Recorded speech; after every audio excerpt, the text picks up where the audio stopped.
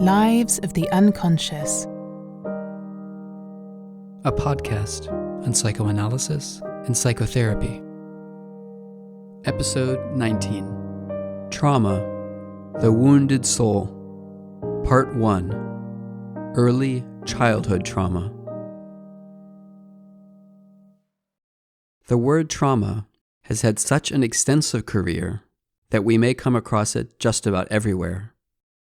There is talk of traumas in connection with major social upheavals, acts of war, experiences as a refugee, violent or abusive experiences in the family, even up to election flops or lost sporting events.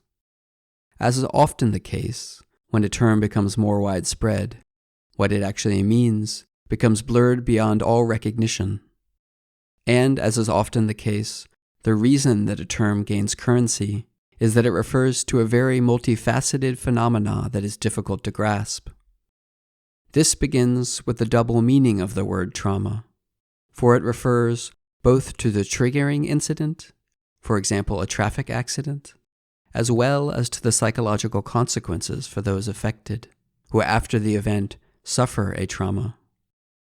There are, moreover, a number of mental illnesses that can develop as a result of trauma. One also speaks of so-called trauma sequela, the best known of which is the so-called post-traumatic stress disorder, which we will hear about in the next episode. So what are we talking about when we talk about trauma? The word trauma comes from ancient Greek and means wound, injury.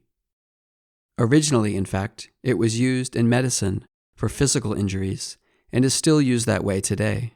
For example, when we speak of cranial-cerebral trauma in the case of head injury. Only later, with the growing awareness of psychological processes, was trauma also used to designate injuries that were not necessarily only sustained to the body, but also to the mind. Thus, to begin with, trauma refers to an incident that inflicts a psychological wound.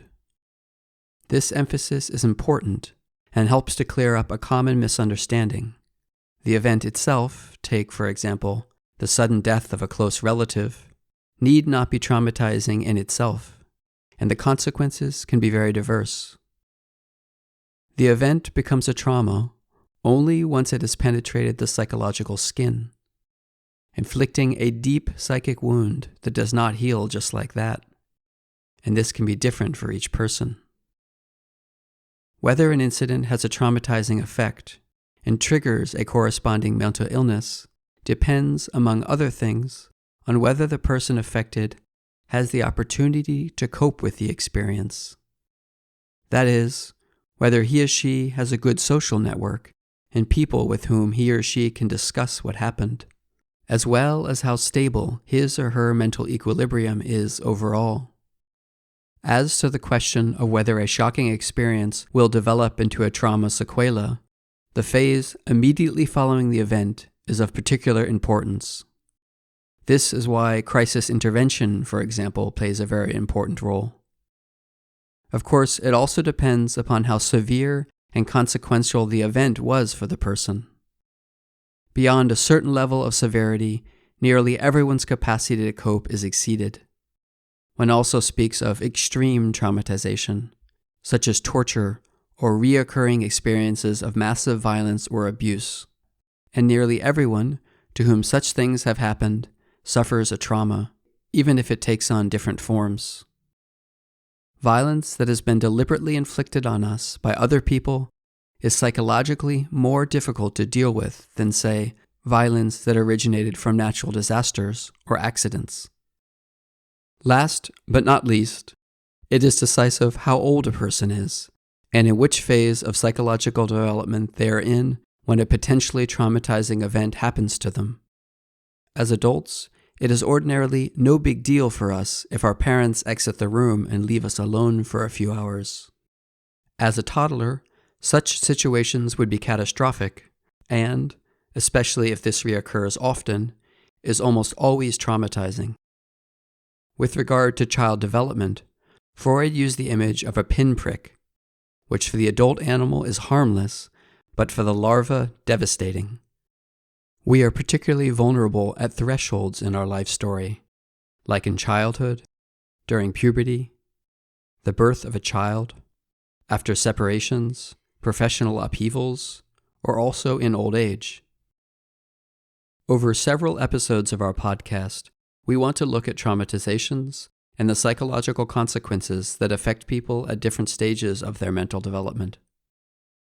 In this episode, the focus is on traumatizations that affect people at an early age, that is, as young children. Another episode will deal with typical trauma sequela, for example, post-traumatic stress disorder. As for the connection between traumatization and contemporary history, as well as its sometimes fateful transgenerational consequences, we will deal with that in a third episode. At no other point in time is the mind of a human being so vulnerable and exposed as in infancy. The infant is subject to all kinds of dangers. Hunger and thirst frighten it. It is existentially dependent on others for emotional warmth and protection. It comes into a world full of unknown inner stirrings and outer stimuli, for which it does not yet have a name, and which surge unfiltered into its psyche. The mind of an infant is a little like a skin, which is still very delicate, and is thus easily injured.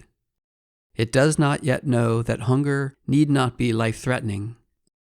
In its experience, every lack is absolute and existential.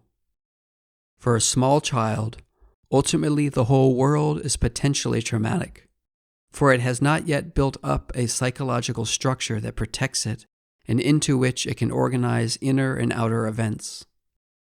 To begin with, an infant needs another skin that protects it and gives it security.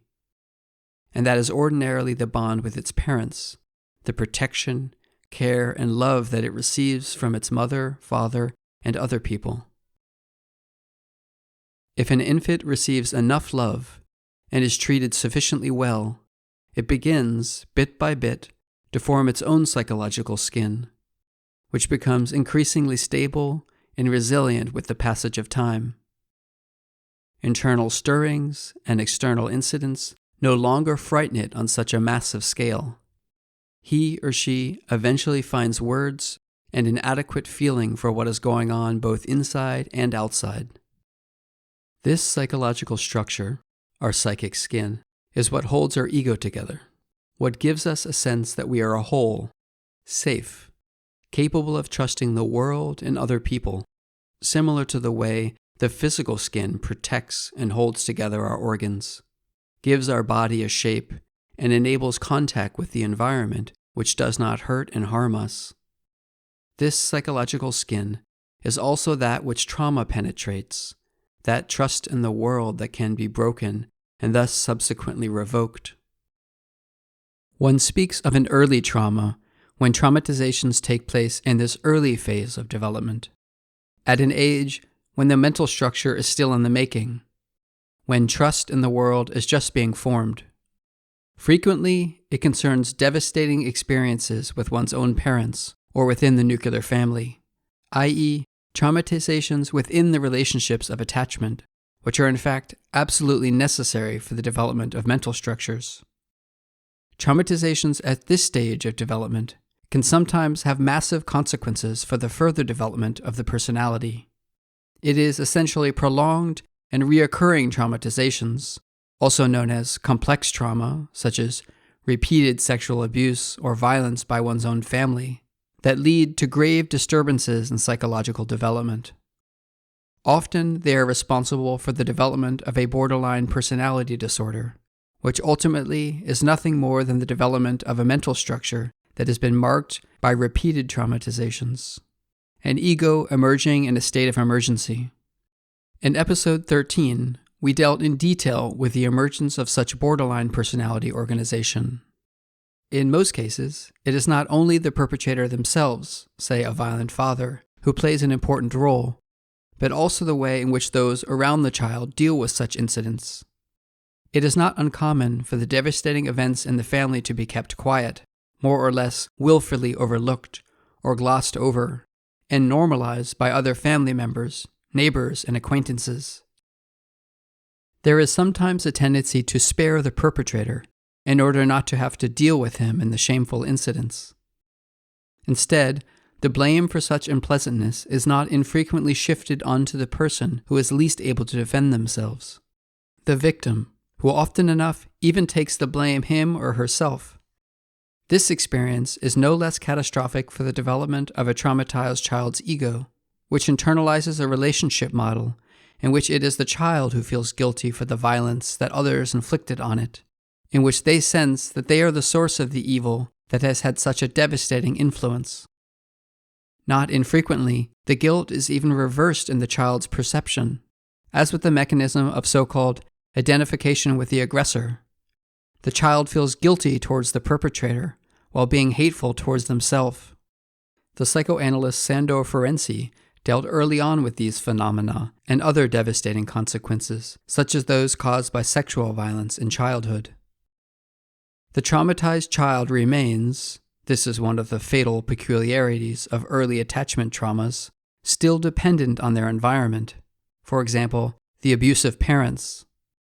The child cannot flee to the police or some other authority, but rather only to the hand that beats it, which leads to massive inner confusions and severe structural disorders in the development of the ego. Hate and love, fear and security are fused together in a way that has serious consequences, and this is often the doorway to re-traumatization in later stages of life. When, for example, victims of trauma expect protection and love from precisely those who pose the threat of new violence. Psychodynamically speaking, the defense mechanism of splitting is unsuccessful. Good and evil cannot be kept apart, and this affects one of the basic functions of the psyche's metabolism, taking in what is helpful and spitting out what is harmful. But early childhood trauma does not always have to lead to a personality disorder.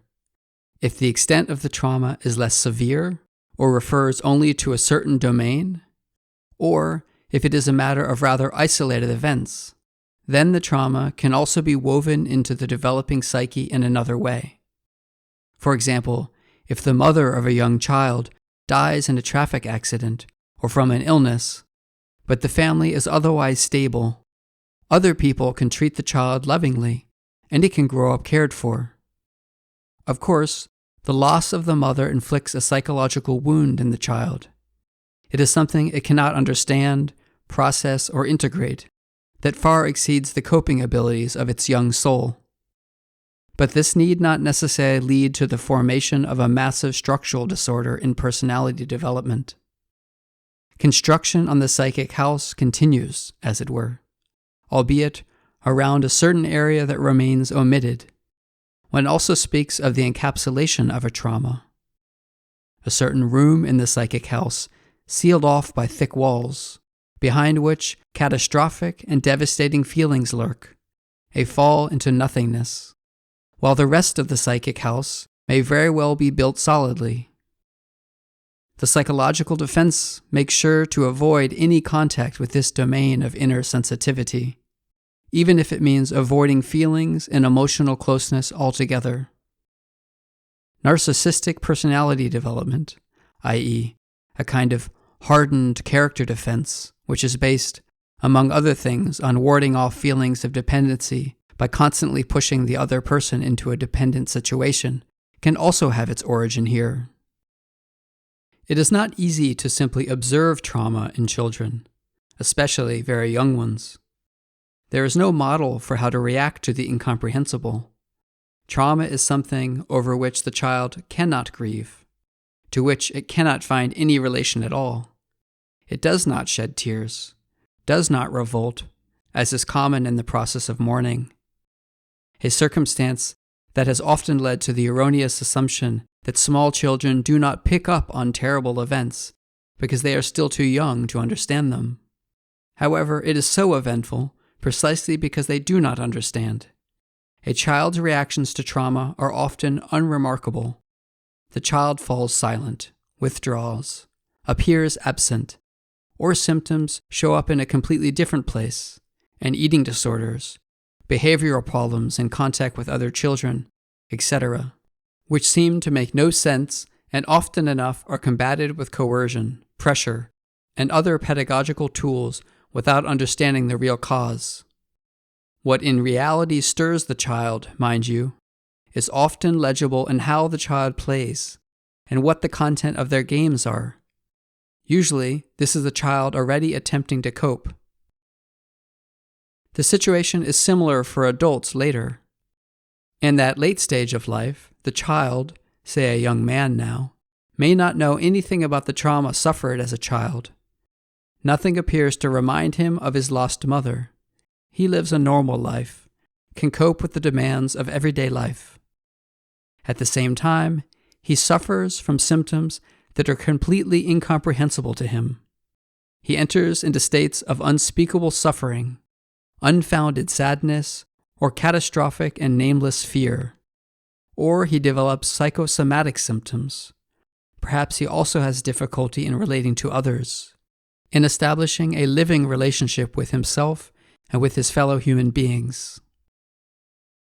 Everything that happens to a person, but which they cannot psychologically integrate, understand, cope with, or process inwardly, remains of blazing vividness within them. Patients are often astonished that events from childhood still have an effect on everyday life later on. But that was all so long ago. What remains unresolved in the mind knows no time. In the encapsulated room where trauma lurks, time stands still. What has happened always remains present, and, if there is a short circuit with conscious perception, will also immediately be experienced as reality, which is usually accompanied by panic and massive fears or dissociative symptoms. A phenomena that is also characteristic of so-called flashbacks and post-traumatic stress disorders, whereby this usually comes along with a hallucinatory, image-like distortion of perception. The fact that a thing in us can become past, that time can elapse in our psyche, presupposes the process of inner integration, separation, and coping. One can also say a mourning process, which in the case of trauma is exactly what is not possible, because the emotional contact with the trauma is too overwhelming. The trauma is still there. Behind the walls of the capsule, it remains as potent as the radioactive core behind the concrete sarcophagus of a destroyed power plant. And the trauma has also had a hidden effect on inner expectations and interpersonal relationships. The experience that something existentially important can be lost all at once, that there is no guaranteed protection, that security is illusory, has inscribed itself deeply into the psyche, warning against the establishment of any relationships, perhaps even any moment of relaxation or well-being. And it plunges into horrific mental states when certain conditions are met, as in just as emotional closeness is formed, for example, at the birth of a child. Life's inner principle, the blueprint of our psychological house, rests on never entering the encapsulated room. For example, never again forming a relationship in which one is existentially dependent, so much in love that one can be so terribly hurt. The trauma is, psychoanalytically speaking, unconscious because it has never reached the conscious mind, i.e., has never been psychologically integrated.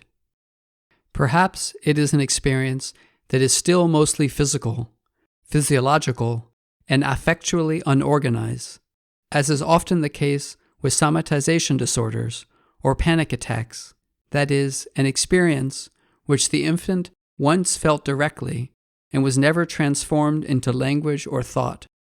The body, however, stores the memory. If this person eventually takes up therapy, it is sometimes not clear at first, even to the therapist, what the problem is, even though he or she may soon develop a sense of the patient's vulnerability at particular junctures. This is all the more so when it comes to traumas that are less rooted in a single and clearly identifiable incident, like the death of the mother, even though such conspicuous events are often concealed in the family history, marked with shame or fear, and are unknown to the person affected. But there are also traumatic occurrences that are less clear-cut. Separations that occurred too early and for far too long, such as when the child has an extended hospital stay alone, or when they were placed in foster care too early and without a gentle transition, or severe emotional abandonment when the parents were absent, or perhaps were physically present but emotionally unavailable, because, for example, they themselves were mentally ill. In therapy, especially in psychoanalysis, it is not uncommon at some point for the analytic work to encounter such unseen trauma, to touch on the encapsulated room, if only because of the growing emotional bond between analyst and analysant, which the therapy is based upon. As with all psychological injuries, it is important to have a gentle approach and to work through it carefully. Many analysants are afraid at the same time, yet also have the desire to work out this knot of traumatic experience. The fear is of being overwhelmed by the feelings and mental pain that are bound up in the encapsulated room. For example, the fear of never being able to stop crying once a single tear has broken through. At the same time, there is a longing for the tears to finally flow. Understanding and integrating such trauma releases an everlasting pain, a burden that the afflicted carries with them. It also fills a gap in one's own experience, which makes one's own identity and one's own emotional world more intelligible, while reopening one's own aliveness and contact to the world. This is not only because one understands something from back in childhood, but above all, because one understands how and why one feels the way one feels today. And with a successful therapy, a mourning process can gradually start. Tears can flow that have never flowed. The trauma can be released from its encapsulation and be subsequently overcome, so that it may in fact become a piece of the past.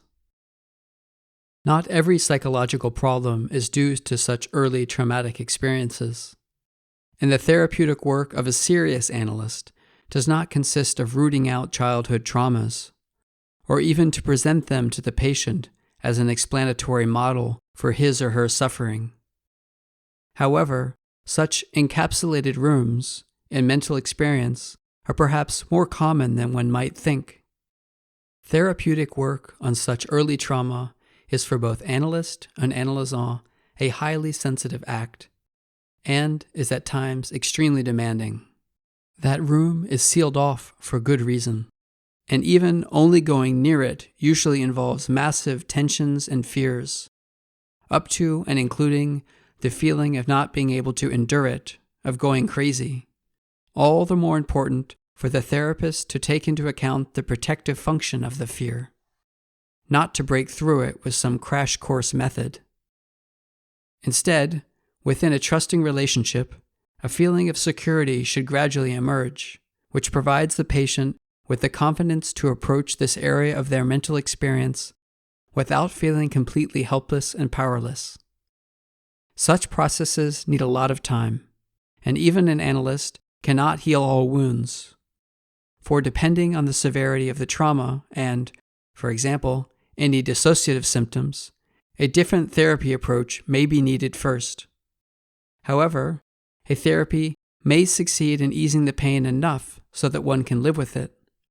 We cannot wipe out all wounds from our history, but it is nevertheless important that we come to terms with this history, for even our wounds make up a part of who we are.